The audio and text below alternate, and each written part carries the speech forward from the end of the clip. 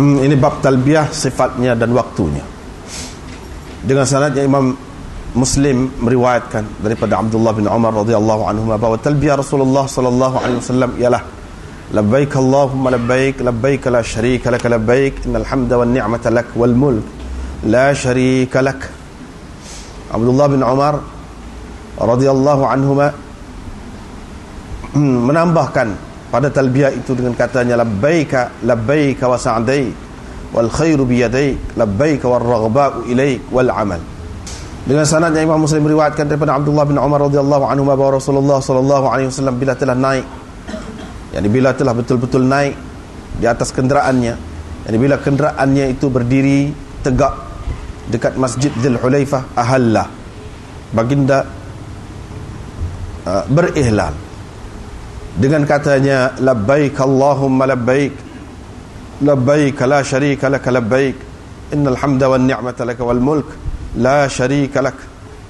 Qalu, mereka berkata, ini perawi-perawi ini, Abdullah bin Umar radhiyallahu anhuma selalu mengucapkan selalu berkata inilah talbiyah Rasulullah sallallahu alaihi wasallam. Kata Nafi', Abdullah radhiyallahu anhu yazidu ma'a hadza, menambahkan di samping talbiyah ini ucapan labbaik labbaik wa sa'daik wal khairu bi yadaik labbaik war raghba'u ilaik wal amal. Sanad yang satu lagi itu pun begitu juga, lebih kuat itu. Diriwayatkan daripada Abdullah bin Umar radhiyallahu anhu, katanya saya mendengar Rasulullah sallallahu alaihi wasallam berihlal dalam keadaan rambut baginda bertalbid, mulabbidan, dalam keadaan baginda bertalbid.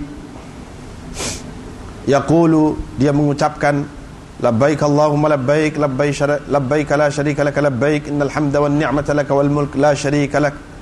Dia tidak menambahkan dari ucapan-ucapan ini. Dan Abdullah bin Umar radhiyallahu anhu kana yaqul, dia selalu berkata Rasulullah sallallahu alaihi wasallam, dia selalu menceritakan bahawa Rasulullah sallallahu alaihi wasallam yarka'u bi Dzul Hulaifah raka'atain, bersembahyang 2 rakaat di Dzul Hulaifah. Thumma idza stawat bihi an-naqa qa'imah, kemudian bila untanya berdiri, yakni mengangkat baginda dengan tegak, berdiri tegak mengangkat baginda dekat Masjid Dzul Hulaifah, ahalla, baginda berihlal dengan ucapan-ucapan tadi. Abdullah bin Umar radhiyallahu anhu selalu berkata, Umar bin Al-Khattab radhiyallahu anhu yuhillu bi ihlal, berihlal dengan ihlal Rasulullah sallallahu alaihi wasallam yang terdiri daripada ucapan-ucapan tadi, yaitu dia berkata labbaik Allahumma labbaik labbaik wa sa'daik wal khairu fi yadaik labbaik war raghba'u ilaik wal amal. Diriwayatkan daripada Ibnu Abbas radhiyallahu anhu, katanya orang-orang musyrikun selalu berkata labbaik la syarika lak. Qala, kata perawi yang Ibnu Abbas, fa yaqulu, maka Rasulullah sallallahu alaihi wasallam pun berkata, wailakum, kamu, qad cukuplah, pada ada tu.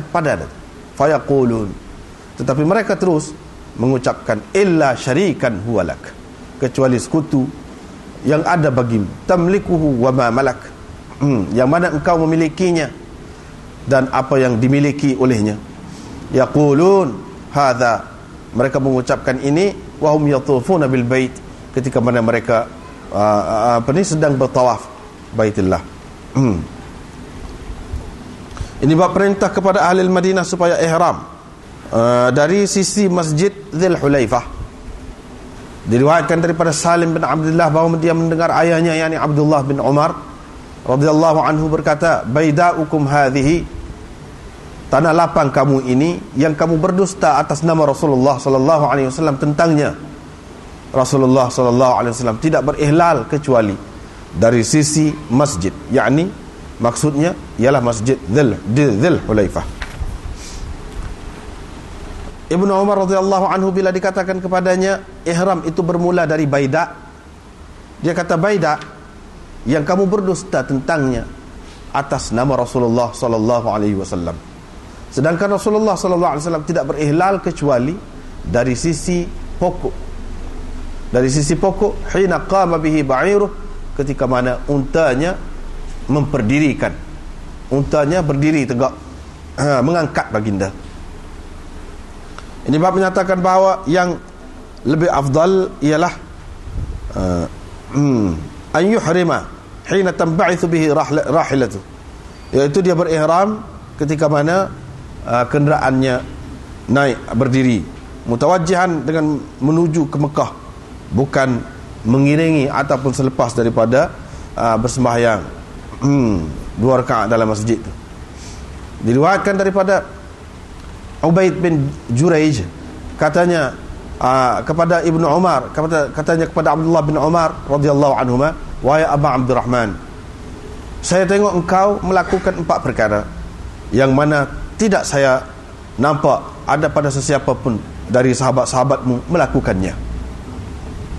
Qala, kata Ibnu Umar, apakah itu wahai Ibnu Juraij? Dia berkata, saya melihat engkau tidak menyentuh rukun-rukun Baitullah kecuali 2 rukun Yamani, dan saya melihat engkau memakai sepatu Sibtiyah. Saya melihat engkau mencelup dengan celupan kuning, dan saya melihat engkau bila berada di Mekah, orang ramai telah pun berihlal bila mereka nampak anak bulan, tetapi engkau belum lagi berihlal pada ketika itu, hinggalah tiba hari tarwiyah. Maka Abdullah bin Umar pun berkata, adapun rukun-rukun itu, yakni rukun bucu-bucu Baitullah, kerana saya tidak pernah melihat Rasulullah SAW menyentuh kecuali 2 rukun Yamani. Adapun sepatu Sibtiyah itu, kerana saya melihat Rasulullah SAW memakai sepatu yang tidak berbulu, dan dia mengambil sembahyang dengan memakai sepatu itu. Saya pun suka memakainya, kerana itu saya pun suka memakainya.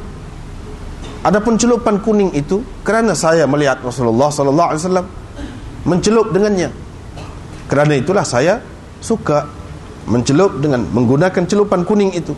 Adapun ihlal itu kerana saya tidak pernah saya tidak melihat Rasulullah SAW berihlal sehinggalah kenderaannya berdiri, yakni mengangkat baginda sallallahu alaihi wasallam. Diriwayatkan daripada Ubaid bin Juraij, katanya saya telah mengerjakan haji bersama Abdullah bin Umar bin Al-Khattab radhiyallahu anhuma. Di antara haji dan umrah, mana antara haji dan umrah saya telah kerjakan bersama beliau sebanyak 12 kali. Saya berkata, wahai Aba Abdurrahman, sesungguhnya saya melihat pada engkau 4 perkara. Dan dia mengemukakan hadis seperti tadi juga, seterusnya, kecuali kisah ihlal, kerana dia telah menyalahi ataupun telah meriwayatkan berbeza daripada riwayat Maqburi. Dia menyebutkan maknanya selain daripada apa yang disebutkan oleh Maqburi itu, tetapi maksudnya samalah.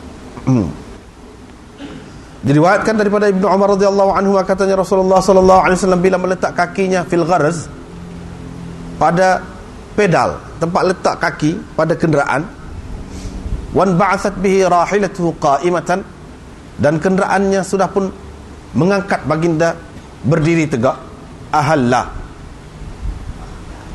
Ketika itulah Nabi SAW berihlal dari Dzul Hulaifah. Diriwayatkan daripada Ibnu Umar radhiyallahu anhu, katanya kana yukhbiru, dia selalu menceritakan bahawa Nabi SAW berihlal hina stawat bihi naqatuhu qa'imatan, ketika mana kenderaannya berdiri tegak, mengangkat baginda. Diriwayatkan daripada Abdullah bin Umar radhiyallahu anhu, katanya saya melihat Rasulullah SAW menaiki kenderaannya di Dzul Hulaifah, kemudian baginda berihlal ketika mana kenderaannya itu berdiri tegak mengangkat baginda. Diriwayatkan daripada Abdullah bin Umar radhiyallahu anhu bahawa dia berkata, Rasulullah sallallahu alaihi wasallam telah bermalam di Dzul Hulaifah sebagai permulaannya, yakni permulaan mengerjakan hajinya. Wa shalla fi masjidiha, dan Nabi sallallahu alaihi wasallam telah bersembahyang di masjid di situ, yakni Masjid Dzul Hulaifah. Ini bab elok memakai wangi-wangian sebelum memakai ihram pada tubuh, dan elok menggunakan misk kasturi. Tidak mengapa kesan-kesan kilauan ataupun sinarnya ada pada tubuh itu tidak mengapa. Wabis itu ialah birriq dan lama'annya, sinar-sinar, kilat-kilat air wangi itu pada tubuh masih lagi lekat, tidak mengapa. Diriwayatkan daripada Aisyah radhiyallahu anha, katanya saya telah memakaikan air wangi kepada Rasulullah sallallahu alaihi wasallam li hurmihi, yani sebelum, yani pada ketika dia nak pakai ihram. Li hurmihi, untuk ihramnya, hina ahrama, pada ketika dia nak pakai ihram, wa li hillihi, dan untuk halalnya sebelum baginda bertawaf di Baitillah. Diriwayatkan daripada Aisyah radhiyallahu anha, isteri Nabi sallallahu alaihi wasallam, katanya saya telah memakaikan air wangi kepada Rasulullah sallallahu alaihi wasallam dengan tangan saya, li hurmihi, yani untuk ihramnya, ketika mana dia nak pakai ihram, wa li hillihi, dan untuk ihlal, untuk apa ni, ihlal, bukan ihlal, ihlal, untuk halalnya ketika mana dia nak buka ihram sebelum bertawaf di Baitillah. Diriwayatkan daripada Aisyah radhiyallahu anha, katanya saya memakaikan air wangi kepada Rasulullah sallallahu alaihi wasallam li ihramihi, untuk ihramnya sebelum baginda memakai ihram, wa li hillihi, dan untuk halalnya, untuk membuka ihramnya sebelum baginda bertawaf di Baitillah. Diriwayatkan daripada Aisyah radhiyallahu anha, katanya saya memakaikan Rasulullah sallallahu alaihi wasallam air wangi untuk halalnya dan untuk ihramnya. Diriwayatkan daripada Aisyah lagi radhiyallahu anha, katanya saya memakaikan air wangi kepada Rasulullah sallallahu alaihi wasallam dengan tangan saya, iaitu bidhariratin, wangi-wangian dharirah dalam haji wada', untuk hil, untuk buka ihramnya, dan untuk yakni sebelum pakai ihramnya. Diriwayatkan daripada Urwah, katanya saya bertanya Aisyah radhiyallahu anha, dengan apakah engkau telah pakaikan, dengan apakah wangian yang telah engkau pakaikan kepada Rasulullah sallallahu alaihi wasallam pada ketika dia nak pakai ihram itu? Qalat, kata Aisyah, bi atyabi tib, dengan wangian yang paling wangi, paling sedap. Diriwayatkan daripada Aisyah radhiyallahu anha lagi, katanya saya memakaikan kepada Rasulullah sallallahu alaihi wasallam air wangi yang paling wangi setakat yang saya mampu mendapatkannya sebelum Nabi sallallahu alaihi wasallam memakai ihram, thumma yuhrimu, kemudian Nabi sallallahu alaihi wasallam pakai ihram. Diriwayatkan daripada Aisyah radhiyallahu anha, katanya saya memakaikan air wangi kepada Rasulullah sallallahu alaihi wasallam sebelum ihramnya, ketika dia nak ihram, wa li hillihi, dan pada ketika dia nak buka ihram, sebelum dia yufid, sebelum dia bertawaf ifadah, saya pakaikan air wangi bi atyabi ma wajadtu, yang paling wangi saya dapati. Diriwayatkan daripada Aisyah radhiyallahu anha, katanya seolah-olah saya masih lagi nampak kepada kilauan ataupun sinar air wangi pada belahan rambut Rasulullah sallallahu alaihi wasallam dalam keadaan dia muhrim, dalam keadaan dia memakai ihram. Khalaf, salah seorang perawi ini, Khalaf bin Hisham, tidak mengatakan wa huwa muhrim dalam keadaan dia memakai ihram, walakinnahu qal, tetapi dia dalam riwayatnya menyebutkan wa dzaka tibu ihramihi, itu yang berkilau itu adalah wangian ihramnya. Dengan sanadnya Imam Muslim riwayatkan daripada Aisyah radhiyallahu anha, katanya semacam saya nampak-nampak, yakni nampak-nampak lagi kilauan ataupun sinar wangian pada belahan-belahan rambut Rasulullah sallallahu alaihi wasallam ketika dia sedang berihlal. Diriwayatkan daripada Aisyah radhiyallahu anha, katanya seolah-olahnya saya masih nampak lagi, seolah-olahnya saya nampak wabis at-tib, kilauan wangian pada mafariq, belahan rambut Rasulullah sallallahu alaihi wasallam ketika mana baginda sedang bertalbiyah. Pasal lagi pula ka'ani anzuru, sepatu jugalah. Ini diriwayatkan daripada Aisyah radhiyallahu anha bahawa dia berkata, ka'annama, semacam saya nampak kilauan ataupun sinar wangian di belahan rambut Rasulullah sallallahu alaihi wasallam ketika baginda sedang dalam ihram. Ini pun lagu tu juga lebih kurang lah. Cuma in kuntu la anzuru, sesungguhnya saya benar-benar nampak kilauan ataupun sinar wangian pada belahan rambut. Itu beza lafaz sikit lah. Diriwayatkan daripada Aisyah radhiyallahu anha, katanya Rasulullah sallallahu alaihi wasallam bila mahu memakai ihram, dia akan memakai air wangi yang paling sedap, yang paling wangi yang dia dapati. Thumma ara, kemudian saya nampak wabisad duhun, kilauan ataupun sinar duhun, minyak, fi ra'si, pada rambut, walihyatihi, dan janggut selepas itu. Ini pun lagu tu juga riwayat daripada Aisyah, katanya ka'anni anzuru ila wabisil misk. Ini disebutkan kilauan misk kasturi pada belahan rambut Rasulullah sallallahu alaihi wasallam ketika baginda sedang ihram. Lepas tu itu yang seterusnya itu sanad saja.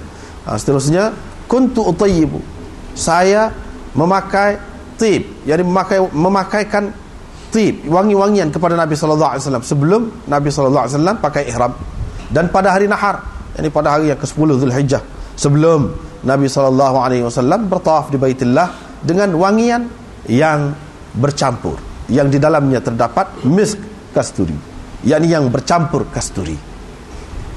Diriwayatkan daripada Ibrahim bin Muhammad bin Al-Muntashir daripada ayahnya, yakni daripada ayahnya, yakni Muhammad bin Al-Muntashir, katanya saya bertanya Abdullah bin Umar radhiyallahu anhu tentang orang yang memakai air wangi, kemudian besok paginya dia berihram, pakai ihram.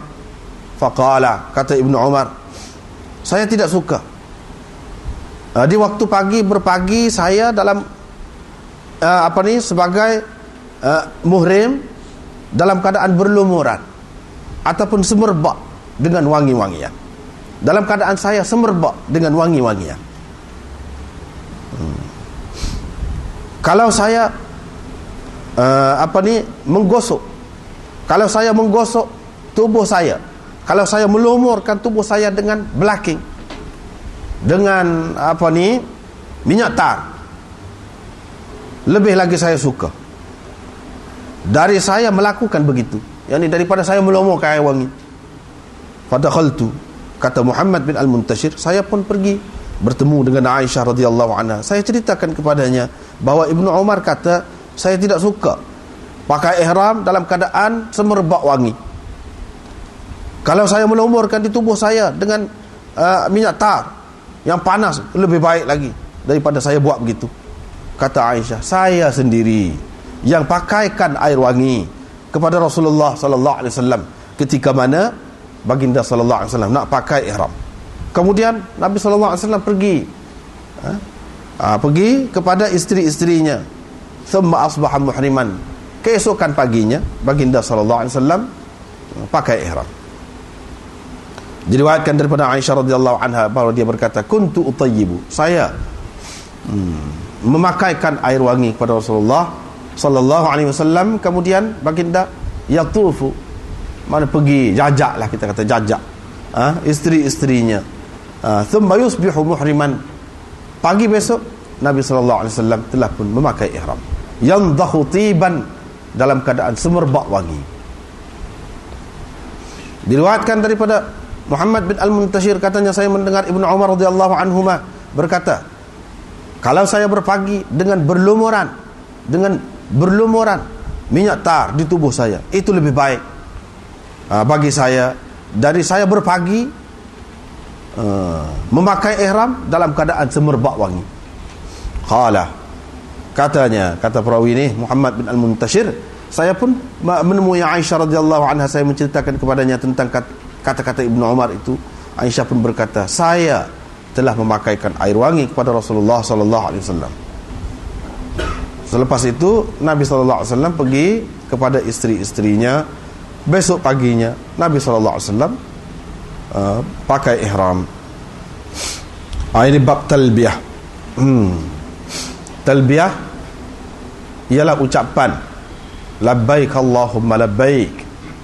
Itulah yang dikatakan talbiyah.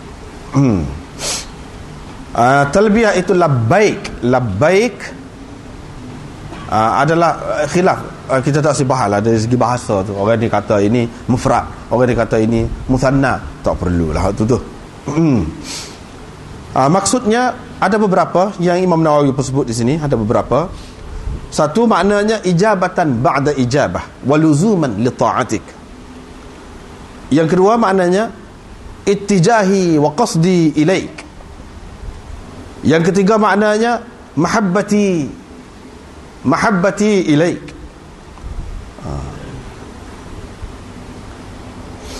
Yang keempat maknanya ikhlasun laka atau ikhlasan laka. Yang kelima maknanya ana muqimun ala ta'atik wa ijabatik. Yang keenam maknanya qurban minka wa ta'atan.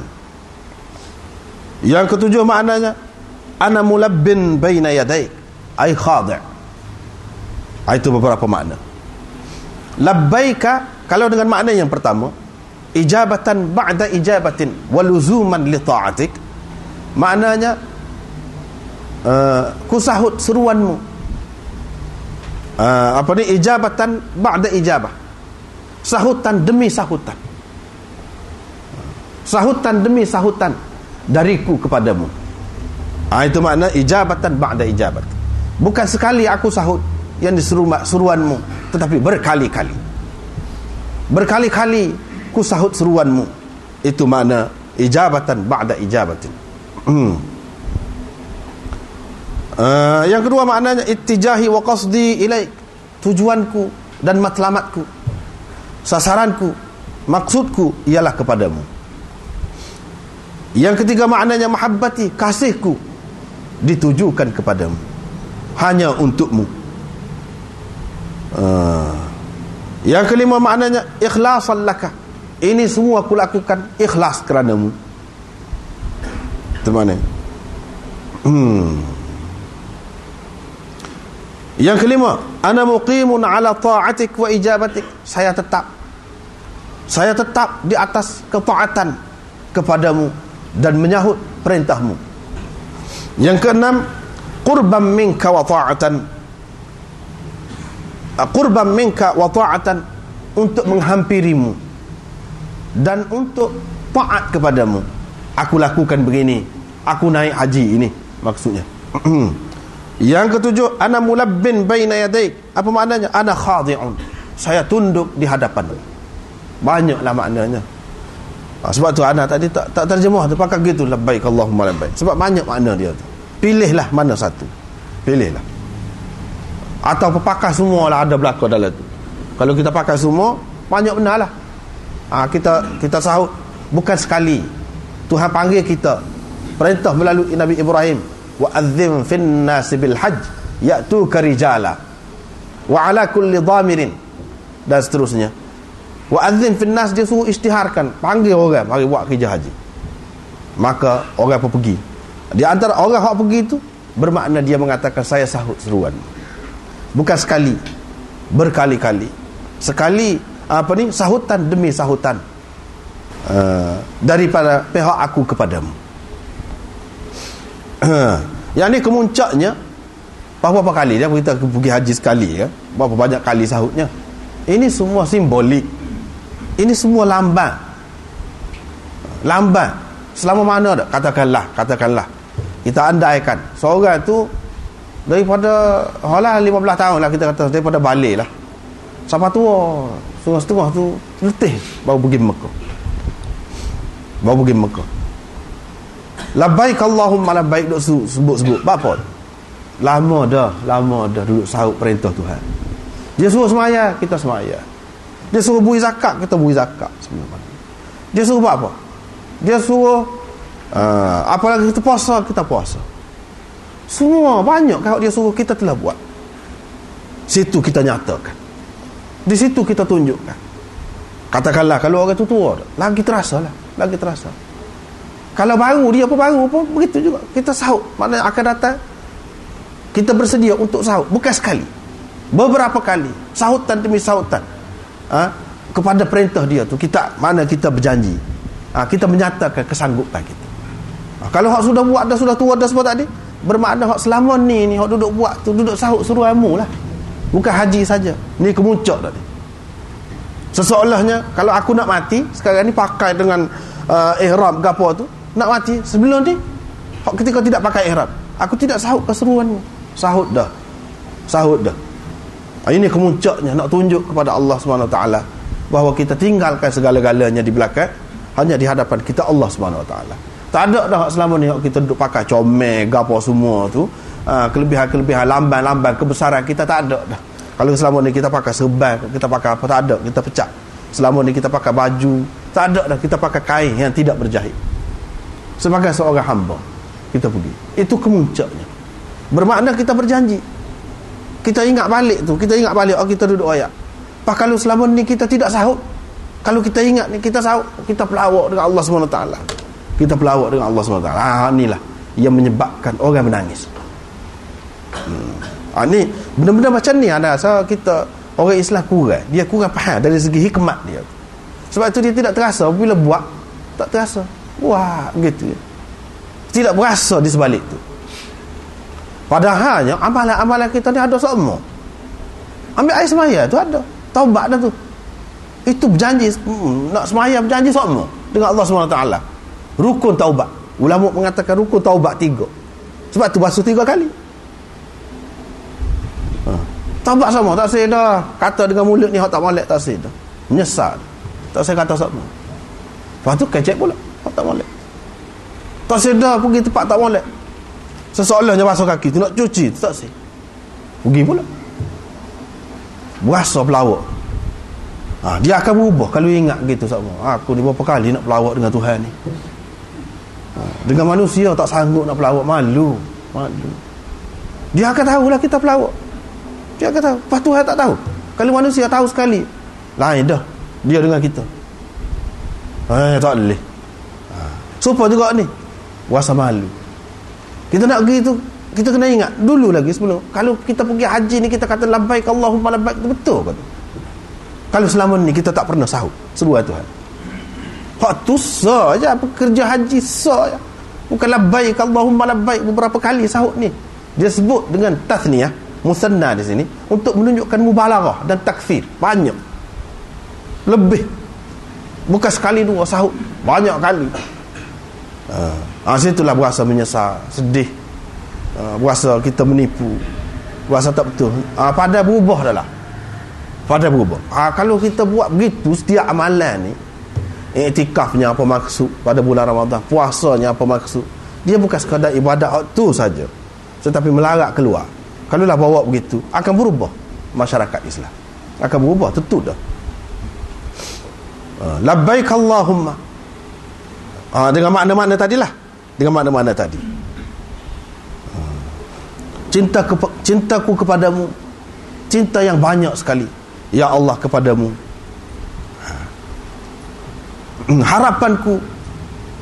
Harapanku dan tujuanku hanyalah kepadamu ya Allah. Yakni ku tujukan segala amalan, segala apapun kepadamu. Lagi saya tetap taat kepadamu, taat menyahut seruanmu. Saya mahukan kehampiran denganmu. Saya nak dekat dengan kamu, saya tak sejauh. Saya nak taat kepada kamu, saya tunduk kepada kamu. Semua ada makna, ada makna. Bukan sekali tunduk. Semua makna-makna tadi makna banyak. Tunduk bukan sekali, bukan sekali. Cinta, kasih bukan sekali. Kita tunjukkan kasih kita kepada Allah SWT. Kita tujukan, bukan seperkara kita tujukan, segala-galanya lillahi ta'ala, lillahi ta'ala, lillahi ta'ala. Ajar semua kalau niat tu lillahi ta'ala, tuju ke dia belakang. Semualah mana-mana ni boleh pusing ke situ belakang, boleh situ. Labbaika la syarika lak, tiada sekutu baginya. Labbaika innal hamda wan ni'mata lak wal mulk, segala puji dan nikmat itu adalah kepunyaanmu, hak kamu. Wal mulk, dan kerajaan. Tak ada dah segala pujian, hak kita duduk puji, kita nak puji orang puji kita nak puji orang. Segala benda, segala perkara, pekerjaan, sumbangan, apa pun yang mendapat pujian. Itu semuanya daripada Allah Subhanahu Wa Taala. Kalau Tuhan tak beri kita pandai, orang tak puji. Kalau Tuhan tak beri kita comel, orang tak puji kita comel gitu. Kalau Tuhan tak beri kita ni berdaya, mempunyai kemampuan, tak ada orang nak puji ke apa. Sebab tu segala puji bagimu, balik kepadamu. Nikmat yang kita dapat, nikmat apa nikmat pun hak kamu juga. Kita mengaku di situ, kita mengaku. Hak orang lain tak ada. Selama ni kita duk puasa, kita kerja makan gaji. Kalau kita kata kerja dengan kerajaan, kalau puasa nikmat dia bagi. Tak.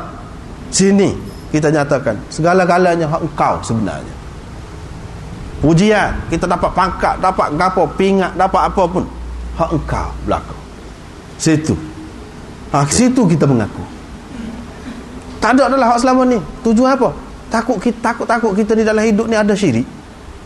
Duduk nampak orang tu bui, duduk nampak orang ni bui, orang ni puji, kita pun nak puji, kita pun puji orang lebih-lebih sangat. Tak khabar dah.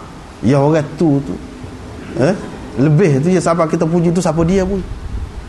Kita sendiri boleh puji, ada lidah, ada gapo ni, siapa dia bui. Tak khabar. Sekarang ni bila ke situ nak suruh khabar. Wal mulk, kerajaan. Hak mana-mana ada kerajaan, ada kuasa tu kan. Tak ada dah situ. Semuanya mengaku kerajaan yang sebenarnya adalah hak Allah SWT. Kalau dia berkuasa, di sebalik kuasa dia Allah SWT yang berkuasa.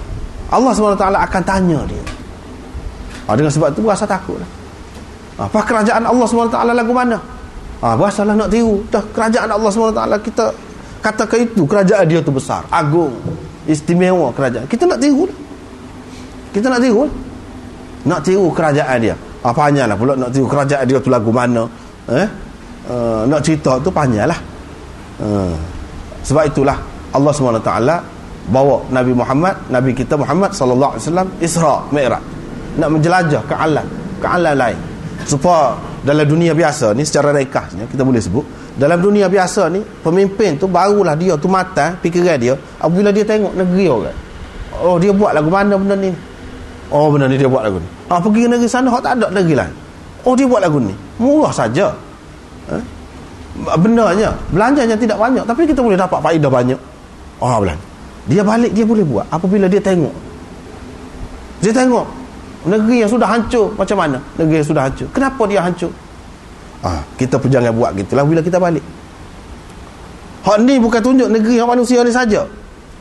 Kerajaan Allah Subhanahu Wa Taala. Kerajaan Allah Subhanahu Wa Taala. Tunjukkan. Kalau orang boleh dia menguasai kerajaan tu, habislah. Seperti yang kita sudah sebut dah dulu, kerajaan Allah SWT ni dia ada jabatan dia, ada Jibril, ada Mikail, ada Israfil, apa tu kita sudah sebut dah dulu. Ayatnya kerajaan yang baik dia ada pembahagian kerja lagu tu. Jibril apa dia? Bahagian pelajaran, pendidikan. Tu Jibril. Mikail, orang tua duk bila rezeki, menurunkan hujan. Dia cara keuangan, cara ekonomi, cara ni, pemakanan, cara kemakanan. Dia kena ada tu. Itu kerajaan Allah SWT ajar. Padahal kalau Allah SWT nak buat sendiri boleh. Dia tidak nak ajar begitu kepada kita. Kita jangan orang kata jadi diktator. Kita saja segala-galanya. Tak boleh. Kita kena bagi kerja, barulah jalan molek. Banyaklah kalau kita perhatikan Raqib Atid, malaikat tu kerajaan Allah SWT lah tu. Itulah kerajaan, kaki tangan dia. Setiap perbuatan kita duduk intik. Kerajaan yang baik dia kena tengok tu. Jangan sampai benda-benda yang tak molek orang sudah gelegak dah. Dia tak tahu gambar satu lagi. Dia kena tahu ada spy kita kata. Belah tu. Ada syurga, ada neraka. Ngapa dia? Orang yang baik bagi ganjaran, bagi pangkat, bagi kebesaran, bagi kedudukan yang tinggi kepada dia. Orang hak jahat, hak gitu gini, hak neraka, bubuh dalam je. Neraka lah. Bubuh dalam je. Kadang-kadang je seumur hidup. Di mana orang belajar? Kerajaan Allah Subhanahu Wa Taala. Panjanglah kalau nak cerita kerajaan Allah Subhanahu Wa Taala ni, daripada hak tu sampai ke binatang-binatang tu kerajaan Allah Subhanahu Wa Taala. Semua tu pandai dia tu nak tadbir. Kereta kita saja tidak tahu. Bagaimana Allah SWT aturkan kerajaan dia? Semut, setara semut dia boleh tadbir. Pemimpin dia reti nak jaga rakyat dia. Aku takut Nabi Sulaiman, pokok tentera dia tu jerit, dia kata masuk. Tu kerajaan Allah SWT. Manusia tidak sehina itu. Manusia lebih lagi dari itu. Kalau belajar daripada kerajaan Allah SWT, banyak perkara lah. Banyak perkara. Hak manusia duduk buat ni dalam kerajaan yang ada banyak sebenarnya, dia tiru daripada hak tu. Dia tiru daripada kerajaan Allah SWT. Sini sekarang ni kita mengaku wal mulk. Raja ke, presiden ke, Perdana Menteri ke, siapa ke, mengaku di situ. Semuanya pakai serupa belaka. Tak ada. Di hadapan Allah SWT tak ada. Kerajaan hak sebenarnya Allah SWT. Hak tu hak orang tak boleh rapah. Hak lain habis jawatan, habis tempoh, kena guling, kena rebut kuasa, macam-macam lah. Allah SWT tak ada. Limanil mulkul yaum lillahil wahidil qahhar. Pada hari kiamat baru nyata. Dunia ni tempat ujian tak nyata lah. Nak suruh galik mana-mana sombong itu, dia kau galik lagi. Dia berasa hak dia segala-galanya. Besok Allah SWT tanya, limanil mulkul yaum, di hadapan segala yang berkuasa. Kerajaan hari ni hak siapa? Senyap belaka. Tak ada berani nak akak muka. Lillahil wahidil qahhar. Kepunyaan Allah. Dulu pun hak Allah dah, tapi tak khabar. Apa esok? Habis dah, tak ada dah, harta hancur habis dah. Binasa semua ni. Pak dunia. Dunia ni pun hancur, tak tahu duduk mana. Di mana harta kamu? Tak ada. Tak ada gapo. Adanya Allah SWT. Adanya.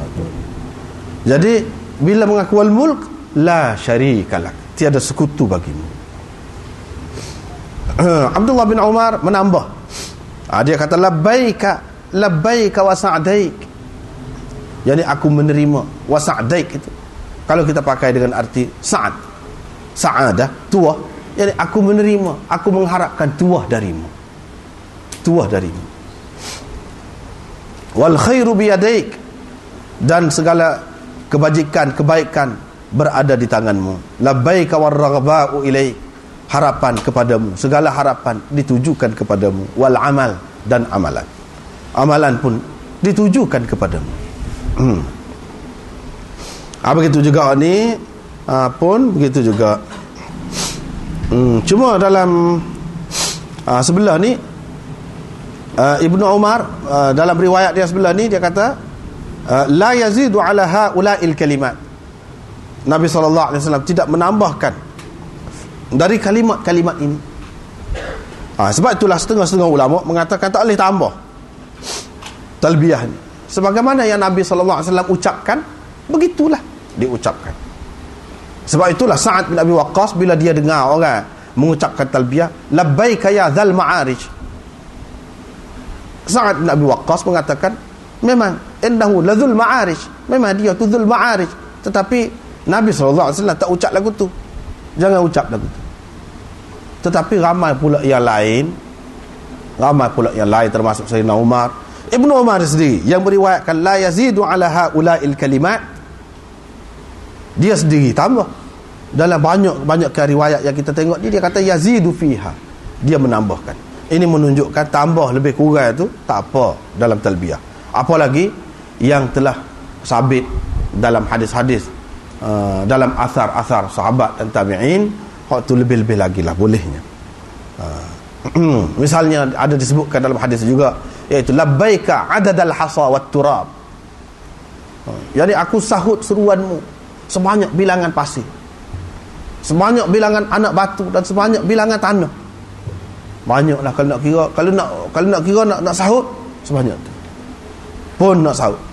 Kalau nak taat sebanyak tu berapa kali, kiralah sebanyak mana pun aku nak taat kepadamu. Banyak lagi lah yang lain-lain. Seperti mana dalam talbiyah Sayyidina Umar, ya dzan na'ma'i wal fadlil hasan, labbaika ya dzan na'ma'i wal fadlil hasan. Ada tambahannya seperti itu. Boleh. Kebanyakan ulama mengatakan bolehlah tambah lebih kurang. Yang sebaik-baiknya kita kena tengoklah sejauh mana ucapan talbiyah yang sampai kepada kita daripada hadis-hadis dan athar. Sejauh tu tak usahlah rekod-rekod lebih-lebih lagi. Kalau kita rekod takut jadi lagu lain. Baik, tak usahlah.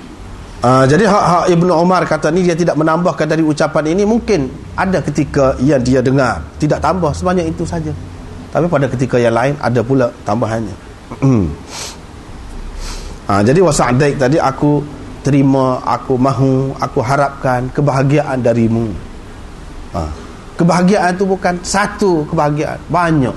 Sa'daik dengan maksud mubalaghah dan banyak. Atau ada juga setengah ulama mengatakan sa'daik itu dengan arti aku mengharapkan pertolongan engkau daripada musa'adah, pertolongan engkau untuk dapat aku taat kepadamu. Boleh je. Tu dari segi perkataan dia itulah sa'daik dari sama juga musa'adah. Tetapi lain lafaz dia tu sudah bertambah. Dengan sebab itu lebih sesuai dengan makna tadi, sa'ad dengan makna tua. Lepas tu Nabi SAW, Ibnu Umar kata Nabi berihlal. Ihlal ini berteriak menyebutkan talbiyah, itulah ihlal. Mulabbidan, dalam keadaan bertalbid. Talbid ini pakai sesuatu untuk mengemahkan rambut. Itu talbid. Lomokan sesuatu macam minyak rambut, kalau kita kata, ataupun apa-apa lah yang jadi kemah rambut, supaya dalam beberapa hari itu tidak kucah sangat rambut. Itu talbid. Ataupun pakai hina ke, ataupun apa-apalah yang mengemaskan rambut, kemah. Ada setengah-setengah minyak rambut tu dia jenis pekat sikit. Itu lomo pakar tu, itulah yang dikatakan talbid. Setengah-setengah ulama tak sah, dia kata tak boleh. Imam Abu Hanifah kata tak boleh talbid itu, sebab dia macam menutup kepala pula. Tetapi orang-orang lain kata tidak boleh, sebab Nabi SAW sendiri pun bertalbid. Lepas tu Ibnu Abbas menceritakan orang-orang musyrikun, dia mengucapkan talbiyah juga, labbaika la syarikalak. Labbaika la syarikalak, dia kata juga tu, tiada sekutu bagimu. Qala, kata Ibnu Abbas, Rasulullah SAW pun bila dia dengar orang musyrikin kata begitu, wailakum, kamu, qad padalah tu, berhenti sekat tu, jangan disambung lagi. Tapi demo tu memang dia musyrik kan? Dia terus mengatakan illa syarikan, tiada sekutu bagimu kecuali sekutu yang ada bagimu pula. Dia sambung, inilah yang jadi syirik. Yang mana engkau miliki, lepas tu sekutu tu sama tinggi dengan Tuhan kah? Sama hebat dengan Tuhan? Tak.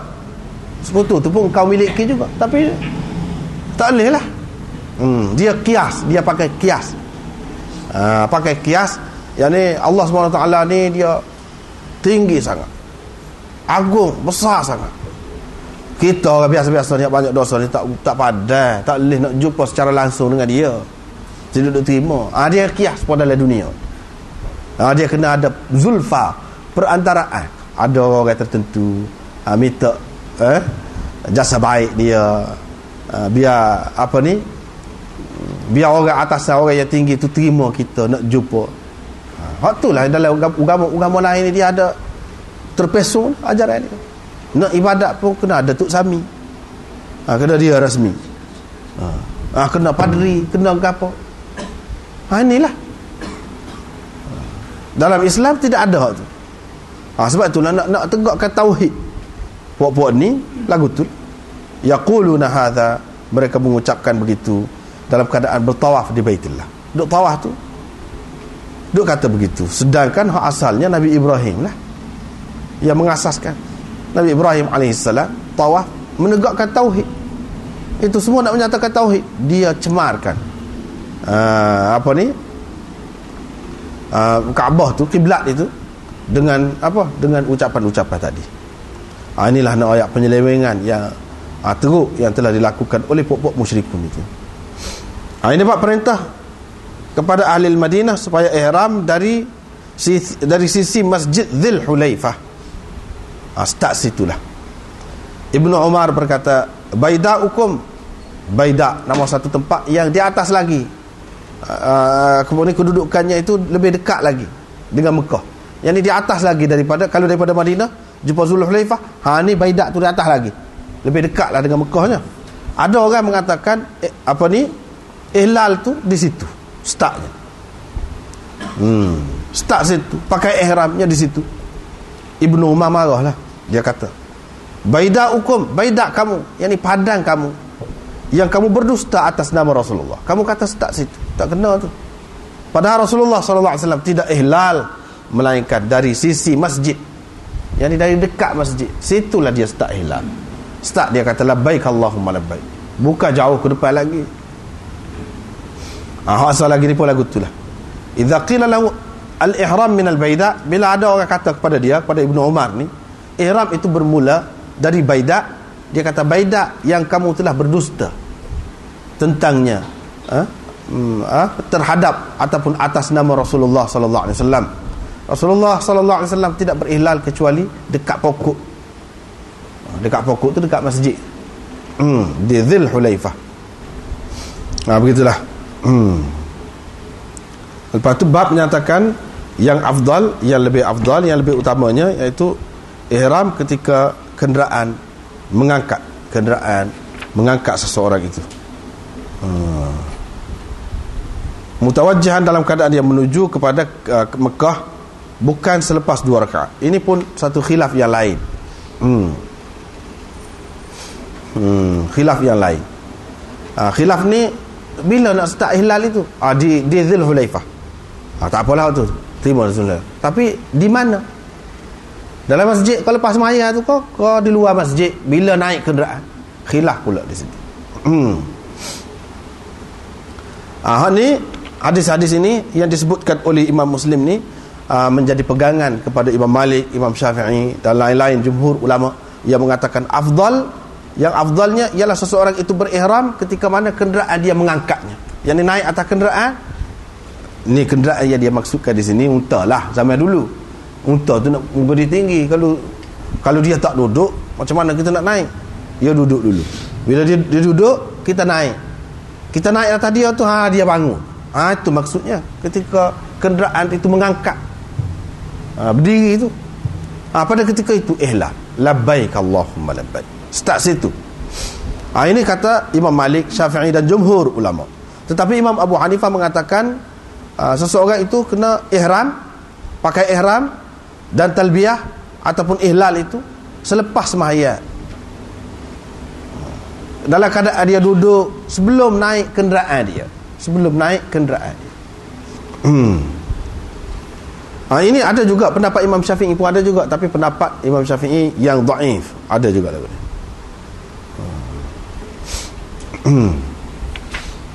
Hadis ini juga menunjukkan bahawa talbiyah ataupun ihlal itu tidak diucapkan sebelum pakai ihram.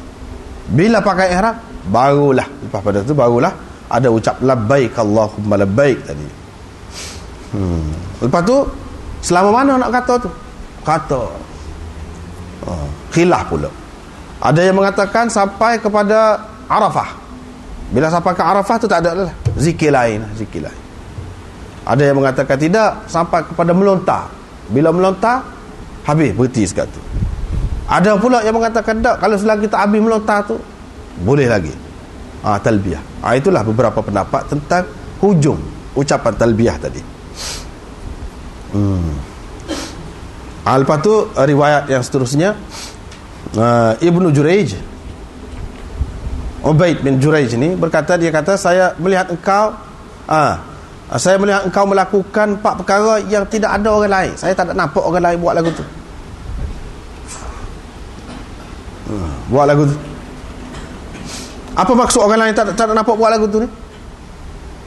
Tak ada langsung orang buat lagu tu. Ada maksud di sini dalam keadaan terhimpun keempat-empat perkara tu. Dah selalu dibuat lagu tu. Tak ada pada orang lain. Misalnya ada emas sentuh rukun, 2 rukun Yamani saja, 2 rukun Syami tidak disentuh, itu ada, orang lain pun ada. Tetapi pakai kasut sifti tadi tu, pakai kasut sifti dan celup, ini 4 perkara tu dalam keadaan terkumpul ada pada seorang tu, saya tak ada nampak begitu. Itu maksudnya. Dia kata saya tak ada nampak sesiapa pun daripada sahabat-sahabatmu melakukannya. Ibnu Umar pun kata apa dia? Dia kata saya melihat engkau tidak menyentuh rukun kecuali Yamaniyain. Rukun Yamani. 2 rukun Yamani. Kaabah tu dia ada 4 rukun kan? 4 bucu lah. Rukun itu makna bucu. Kan dia 4 segi, bucu dia tu. 2 rukun ini hak sebenarnya menghadap kepada Yaman. 1 rukun Yamani. Hak soal lagi tu rukun Hajar Aswad. Di mana terletak Hajar Aswad tu di situ. Oleh kerana kedua-dua ni duduk sebelah Yaman, ala sabilit taglib, mengikut kaedah bahasa Arab, taglib dia sebut Yamaniyain. Padahal rukun Yamani saja. Tetapi oleh kerana kedua-dua ni ke arah itulah menghadapnya. Hak dua lagi tu langsung tidak menghadap ke arah Yaman itu. Kerana itulah dikatakan rukun Yamaniyain. 2 rukun Yamani sebagai taglib, seperti orang kata Qamarain, Umarain dan sebagainya. Qamarain maknanya bulan dan matahari. Ditaglibkan, dimenang. Ini kaedah bahasa Arab lah. Dimenangkan bulan daripada matahari. Dikatakan Qamarain, tidak kata Syamsain. Supaya juga Umarain. Umarain awak ada Abu Bakar dan Umar. Abu Bakar dan Umar. Taglibkan Umar. Serupa juga sini pun begitulah. Hak 2 lagi itu rukun Syami. Rukun Syami sebenarnya saja. Hak satu lagi itu menghadap ke arah Iraq. Tetapi oleh kerana dia menghadap juga ke arah Syam itu, disebutkan ala sabilit taglib tadilah. Baiklah. Dia kata engkau tak sentuh kecuali 2 rukun. Ni Hajarul Aswad ni sah. Hak satu lagi. Hajarul Aswad tu memang adalah panduannya. Selain daripada yang disebutkan di sini, disunatkan kucuk apa tu. Selain daripada sentuh, bukan sekadar sentuh saja, bukan sekadar istilam sahaja, tetapi takbil pun ada juga Hajarul Aswad. Tetapi hak satu lagi itu tidak disunatkan cium, takbil, tetapi disunatkan sentuh. Sentuh kalau dekat lah, kalau dekat. Kalau tidak pun isyarat lah. Itu yang dikatakan istilam, isyarat. Isyarat begitu. Ataupun dengan kayu, tungkak kita, cium tungkak. Hak tu pun kita tidak nak bincang kenapa apa semua ni. Sebenarnya dia bak suku pula tu. Cara hikmat di sebalik tu setiap amalan-amalan kita ni. Apa ya kita cium begitu. Nak cium ke dia tu, kalau kasih kita duduk jauh, kita nak tinggal siapa-siapa, kita buat gitu. Yalah ni apa? Adalah tu. Hak tu panjanglah, kita tidak nak khususkan tentang hak tu. Nak cerita hadis ni. Rukun Yamani yang disentuh. Tetapi ada orang lain, iaitu Abdullah bin Zubair dan Muawiyah pula dia sentuh belakang. Pak bucu. Bila lalu kok dia sentuh. Sentuh. Sekurang-kurangnya sentuh. Dia sentuh belakang. Bukan hak rukun Hajarul Aswad ni dengan rukun Yamani. Tidak. Tapi keempat-empatnya disentuh. Inilah yang peliknya. Dia kata apa ya, sentuh 2. Tidak ke balik sana tu Kaabah juga. Rukun bucu balik sana tu Kaabah juga. Bahkan Sayyidina Muawiyah ada mengatakan laisa syai'un minal bait mahjuran. Tidak ada sesuatu pun daripada Baitullah itu mahjuran, yang terbiar, yang ditinggalkan. Apa yang kita ambil hak 2 ni, hak 2 lagi tu apa yang kita tinggal? Kurang kah? Dia sebab itulah dia amalkan begitu. Bagi Ibnu Umar dan orang yang sependapat dengannya, apa ya dia sentuh 2 saja, sebab inilah yang asal, asas mengikut qawaid Ibrahim, yakni asas Nabi Ibrahim. Hak Nabi Ibrahim buat, hak tinggal lagi sampai sekarang ni, hak 2 bucu ni, 2 bucu Yamani ni. Hak ni tepat. Hak 2 lagi tu bukan hak asal tu. Sudah diroboh berapa kali dah roboh. Di zaman jahiliah, puak-puak musyrikin ni dia cara juga ke Kaabah tu, walaupun dia talbiyah lagu tadi tu, hak tu soal lain, tapi dia cara juga. Bahkan dia ambil kira juga nak buat Kaabah tu, bila roboh tak cukup duit. Ada hak tak wallet, tak sel. Kita buat setakat mana yang boleh lah. Kalau nak kiranya Kaabah asas hak Nabi Ibrahim buat tu masuk dalam hatim Hatim. Hatim itu apa maknanya? Hatim itu fa'il bermakna al-maf'ul. Maknanya yang dihancurkan, yang dirobohkan, diruntuhkan. Kaabah, bahagian Kaabah yang diruntuhkan. Tu keliling ada gitu. Hak tu masuk dalam Kaabah lagi. Jadi kalau sentuh bucu ni bukan bucu sebenarnya. Bucu sebenarnya duduk sana lagi, masuk dalam hatim. Sebab itu tak perlu sentuh. Sebab itu bukan hak asal. Hak asal, hak Nabi SAW dulu, Nabi Ibrahim dulu, bukan lagu tu. Di zaman Nabi SAW, yang adanya seperti yang dibuat oleh orang-orang musyrikun. Nabi SAW kata, kalau tidak sabit, kalau tidak kerana, dia kata kepada Aisyah, kalau tidak kerana kaum ni baru saja memeluk Islam, tentu aku robohkan Kaabah ni. Aku bina seperti hak asal. Seperti hak asal, yakni Kaabah tu masuk dalam hatim. Binaan dia tu masuk dalam hatim. Tidak ada dah hak sekerak tu. Tak ada hak lingkungan apa, separuh lingkungan. Bahkan masuk sekali dalam tu. Dan pintu dia buat dua. Ada pintu masuk, pintu keluar. Ada dua. Dan kedudukan dia tu tidak tinggi, tapi rapat ke tanah. Rapat ke tanah. Tetapi orang kemudian buat tu, dia ada maksud dia sendiri. Yalah, kalau banjir, kalau apa kan susah juga. Dia buat tinggi lah. Di zaman Abdullah bin Zubair, bila dia menguasai Hijaz, dia tahu hadis ni. Hadis Nabi SAW tidak robohkan tu kerana orang baru masuk Islam, takut jadi sibuk. Dan benda tu bukan benda pokok, bukan benda asas. Bukan makna kita tak boleh menghadap ke arah kiblat tu kalau tak ada Kaabah tu. Bukan makna kita tak boleh sembahyang kalau tak ada Kaabah. Kalau tak ada pun kita menghadap pun tu juga. Jadi itu boleh bertolak ansur. Dalam perkara-perkara yang boleh bertolak ansur, Nabi SAW dia tak kisah. Tapi di zaman Abdullah bin Zubair, dia cuba nak balik hak asal. Dia nak buat supaya hak asal. Dia buat. Bila dia buat balik supaya hak asal, dia amalan dia sentuh tu memang dia kira hak asal duduk situ lah bucu. Mana sabarlah kalau dia sentuh. Setiap kali dia keliling sampai pada rukun, dua rukun Syami tu pun dia sentuh juga. Mana sabarlah. Sebab dia sudah buat seperti hak asal. Bila naik pemerintahan kemudian pula, mereka robohkan pula. Ini permainan orang politik. Kadang-kadang masjid pun jadi politik juga. Susah lah. Zaman dulu lagi ada juga ni. Zaman dulu. Janganlah buat lagu tu. Tak ada faedah. Nak politik tak ada faedah. Politik murah rendah. Nak politik lagu lain lah. Masjid tak usah politik lah. Jadi dia robohkan. Bila roboh di zaman Imam Malik, pemerintah tanya, lagu mana ni roboh?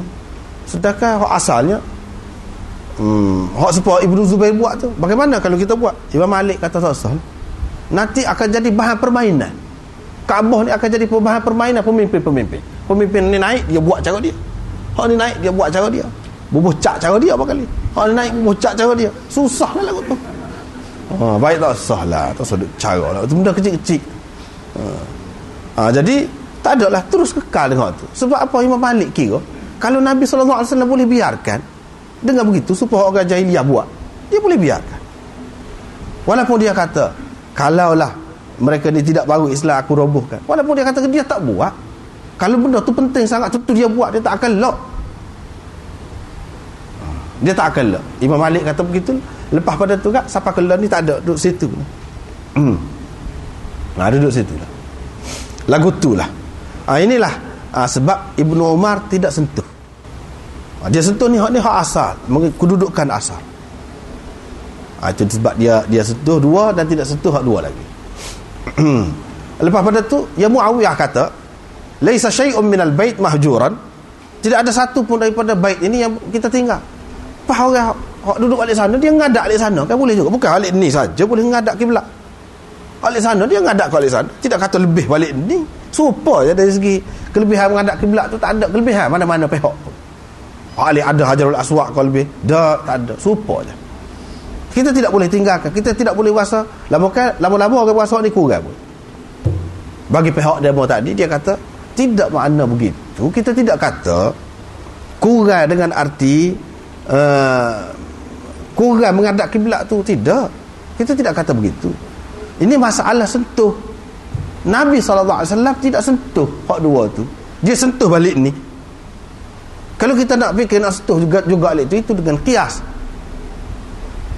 Hak Nabi SAW sentuh. Ibnu Umar ni dia sangat mengikut Nabi. Hak Nabi SAW buat lagu mana? Dia buat lagu. Nabi SAW sentuh dua tu, hak dua lagi dia tak sentuh. Kita tak sentuh lah. Kalau nak kira ditinggalkan dengan sentuh tu baru makna tidak tinggal. Apa-apa yang sentuh bucu, tengah pun sentuh je lah apa-apa. Tengah tu pun tak tinggal juga, Kaabah juga. Kalau nak kira apa yang sentuh bucu saja, tak ada makna juga tu. Tak ada makna. Yang pentingnya kita tengok hak Nabi sentuh hak mana? Hak dua. Pak Ibnu Umar ni apa ya dalam bab ni banyak sangat. Riwayat dia saja boleh kata. Riwayat dia kata kalau kita perhati bab apa? Pasal dalam perkara-perkara yang lagu ni kita kena tengok, kita kena utamakan hak Rasulullah SAW sendiri buat lagu mana. Hak tu hak paling utama. Pak Ibnu Umar ni memang orang maklum, semua maklum. Dia ni kalau Nabi SAW pergi satu tempat, dia tahu Nabi buang air situ. Dia kalau tidak nak buang air belah mana pun dia pergi buang air. Sampai setahun tu dia tu. Ada satu ketika tu Nabi SAW licin nak rebah. Dia buat nak rebah kata. Padahal dia tidak licin. Pak kita kata apa macam budak-budak kita, tidak. Dia cuba, dia nak biar betul-betul serupa dengan Nabi SAW. Tu dia nak. Dia betul-betul serupa. Apabila serupa, akan timbullah kasih, rasa hormat, rasa sayang apa. Itu tujuannya. Besar artinya.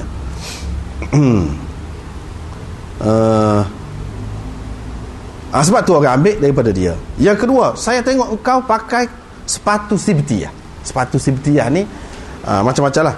Kalau dalam syarah ni pun dia ada sebut juga, iaitu sepatu yang mana kulit tu dia disamuk. Kulit tu disamuk. Satu. Yang kedua, sepatu yang mana tidak berbulu. Itu dalam hadis tu sendiri Ibnu Umar tu sendiri mentafsirkan apa makna ni'al sibtiyah itu, iaitu sepatu yang tidak berbulu, allati laysa fiha sya'r, yang tidak ada bulu padanya. Yang ketiga, sepatu yang disamuk sehingga menghilangkan bulunya. Samuk yang menghilangkan bulunya. Yang ketiga. Yang keempat, sepatu yang comel. Comel. Dibuat comel sehingga tak ada bulu langsung. Sebab kita kalau kita buat kasut kulit tu licin molek. Sebab kebanyakan orang pakai pada masa tu ialah sepatu yang bulu, selipar ataupun sepatu yang bulu. Sebab apa? Dia tak cara sangat, tak ada tamadun, tak ada kemajuan sangat. Dari segi proses kasut tak kisahlah lebih kurang. Tapi Nabi SAW tidak begitu. Sebab apa? Orang-orang luar ni, pemimpin-pemimpin besar-besar ni, macam-macam kirim kepada dia. Pas cara Nabi SAW, bila orang kirim kepada dia, dia akan pakai orang. Kalau jenis pakaian dia akan pakai. Tanda penghargaan dia kepada orang yang beri.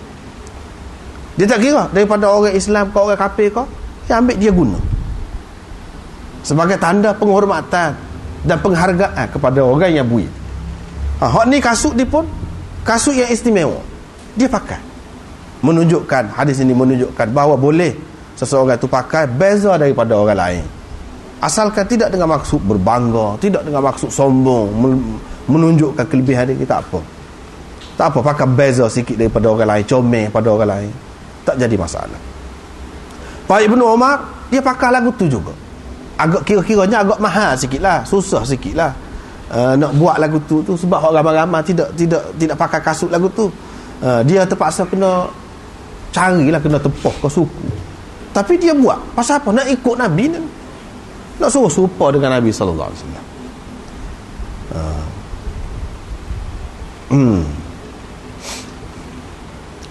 Dalam riwayat ini dia kata wa yatawaddau fiha, dan dia berwuduk di dalamnya. Berwuduk dalam kasut tu. Mana Nabi SAW pakai kasut tu, ambil air sembahyang dengan pakai kasut tu juga. Satu makna dengan makna begitu. Satu lagi dengan makna seperti yang Imam Nawawi sebut ni. Mana? Wa yatawaddau fiha ma'nahu yatawaddau wa yalbasuha wa rijlahu rathbatan. Yani Nabi SAW mengambil air sembahyang dan pakai kasut. Mana dia ambil air sembahyang, dia tak pakai kasut tu. dia pecah kasut tu. Dia ambil air semaya, kaki dia masih basah lagi, dia pakai dah kasut. Itu makna wa yatawaddau fiha. Tetapi makna tu agak kena takwil lah, kena takwil. Wa yatawaddau fiha dengan makna yang pertama tadi itu zahirnya, wa asal. Ambil air semaya dengan pakai kasut. Dalam keadaan kasut tu ada kaki. Apa maknanya? Yang perlu takwil tu, orang-orang hak takwil dia kata kalau pakai basuh lagu tu, punahlah kasut tu. Kasut kulit punahlah. Sebab tu dia takwil. Tapi bagi orang-orang yang tidak takwil, dia kata soal punah tu soal lain. Sekarang ni nak ayat bak air semaya ni, boleh ke tidak? Sah ke tidak air semaya tu kalau kita tak pecah kasut, kita ambil air semaya? Sah. Sebab itulah dalam Bukhari ada ni bak ni bak ambil air semaya dengan pakai kasut. Bapa nak ayatnya boleh asalkan air tu kena rata. Itu je maksudnya. Tidak mesti pecah kasut. Kita ambil air semaya pakai kasut. Sampai masa nak basuh kaki kita baru pecah, boleh juga. Daripada awal lagi, ketika kita nak basuh tangan tu pecah dah kasut, boleh juga. Daripada awal pakai kasut, sampai basuh kaki tu basuh dengan kasut, tak apa juga. Kalau kita nak punah kasut kita, ataupun kalau kita memang tak apalah, muka kita nak buruk dah, kalau kita kata saja kita nak buat lagu tu, ikutlah, boleh. Nak ayatnya boleh. Hak dia nak ayatnya lah ke mana? Nak kena basuh juga, walaupun tak pecah kasut, kena basuh, tak boleh sapu. Sebab kaki haknya, wazifahnya, haknya ialah basuh. Bukan sepuluh Syiah kata sapu, tak boleh. Tak boleh kata payah nak pecah kasut ni, malah nak pecah kasut, pakai sapu je lah. Tak boleh. Dia kena basuh juga, walaupun basah kasut tu pun tak cara. Punah kasut kau tak cara, tapi air semaya tu sah. Air semaya tu jadi hak tu yang nak ayatnya. Lepas pada tu, saya lihat engkau mencelup dengan sufrah, celupan kuning. Ni setengah ulama mengatakan celupan kuning ni Nabi celup janggut dia, rambut dia. Yang ni dia pakai apa ni kita kata henna. Henna dan sebagainya yang kuning, menyebabkan jadi kuning janggut, ataupun lain-lain lagi lah. Celupan tu yang ni dye rambut lah kita kata, dengan celupan kuning. Setengah pula ulama pula kata dak, ni tidak maksud celup janggut dia tu pakai henna kau apa, baju pakaian tu dicelupkan dengan celupan kuning. Apa yang masalahnya? Setengah-setengah ulama dia kata tak boleh. Nabi SAW larang pakai baju kuning. Buat apa larang? Macam-macam lah pendapatnya. Di antaranya yang kata pakai baju kuning ni larang pasal sepotong cah. Orang-orang agama lain, ahli-ahli agama dia pakai lagu tu. Itu satu. Di antaranya sebab pakaian yang seperti itu biasanya celupan kuning ni dia bau, macam celup dengan za'faran dan sebagainya, dia bau wangi. Hak bau wangi tu orang perempuan pakai. Nabi SAW tak sewi orang lelaki serupa dengan orang perempuan. Sebab itu dia tak beri hak kuning. Sebab hak ni biasanya dipakai oleh orang perempuan. Biasanya dipakai oleh orang perempuan. Kalau begitu, kalau mengikut pendapat inilah, kalau kita nak ambil pendapat ini, kalau kita sekarang ni orang lelaki pakai kain batik. Kain batik orang perempuan pakai tu. Kain dia orang panggil batik Jawa. Tak boleh lah pasal menyerupai perempuan. Hak ni pun Nabi SAW tak sewi pakai hak celupan kuning ni pasal serupa dengan orang perempuan. Mengikut pendapat yang kedua sani. Kalau kita tak terima pendapat tu, tak kisah di rumah kita, tak nak bersatu pakai kain lagu tu pun di rumah kita, payah-payah kita pakai hak tu lah, hak bini kita, buat apa je, tidak jadi masalah. Ini maksud anda kata sani kalau kita mengikut pendapat yang kedua. Itulah. Setengah ulama pula mengatakan tak bui ni sebab bau tadi tu. Bau. Bukan kerana warna dia tu saja. Bukan kerana warna dia tu, tapi kerana bau dia tu. Bau wangi yang seperti itu daripada celupan itu lebih sesuai dengan perempuan. Yang keempatnya, ni kalau kita tengok kepada ilmu-ilmu bomo gapo ni kan, dia ada ni buah-buah kuning ni. Buah kuning ni. nak berapak dengan orang bunian lah, gapo lah, mari pakai kuning. Dia ada buat tu. Tak sewi serupa dengan puak-puak tu. Boleh jadi juga. Tetapi Nabi SAW celuk sendiri dia pakai. Nak ayatnya benda ni tidak mutlak. Benda yang kadang-kadang Nabi SAW larang ni, boleh jadi ada latar belakang dia. Ada latar belakang khusus dengan keadaan-keadaan itu. Kalau dalam keadaan lain tak apa pula. Bukan kita orang Islam ni bermusuh. Satu warna memang kita tak boleh patah orang kita. Tak ada lagu tu dalam Islam. Tak ada. Walaupun warna serupa tu sami pakai. Kalau kita tidak pakai serupa dengan dia, sudahlah. Tak apalah. Kita buat baju, jahit kuning lagu tu lah. Tak apa. Jangan serupa dengan dia. Hak tu hak tak boleh. Bukan pada dalam Islam ni tak ada kata kita bermusuh dengan warna yang tertentu. Tak ada.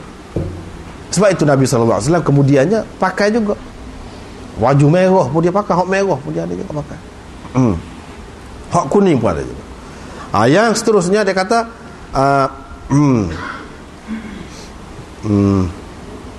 saya lihat engkau bila berada di muka orang lain sudah ihlal dah, sudah pakai ihram dah bila nampak anak bulan saja, tetapi engkau tidak. Tunggu hari tarwiyah pada hari yang ke-8 Zulhijjah barulah nak pakai. Barulah nak pakai ihram itu. Ni orang kata. Jawabnya apa hak ihlal berkenaan dengan ihlal ini? Iaitu kerana saya tidak melihat Rasulullah sallallahu alaihi wasallam berihlal kecuali pada ketika tamba'itha bihi rahilatu. Ini pada ketika dia mula nak buat kerja. Pak Nabi SAW dia dalam haji dia tu dia buat 2 sekali. Sebab itu kebanyakan ulama mengatakan Nabi SAW buat haji qiran. Bila haji qiran dia buat umrah dulu. Bila pergi sampai ke sana, sampai ke Mekah tu selesai buat umrah dulu, dia buka ihram. Tunggu hari yang ke-8 baru pakai pula. Itulah yang dimaksudkan oleh Ibnu Umar ni. Itulah yang dimaksudkan oleh Ibnu Umar, tunggu hari ke-8 tu sebab dia tengok Rasulullah SAW buat lagu tu. Kalau orang lain nak buat sebelum pada tu pun tak jadi masalah. Boleh. Cuma dengan cara buat begini lebih menyenangkan, lebih lega. Tidak kata banyak terikat kena jaga ni. Tidak.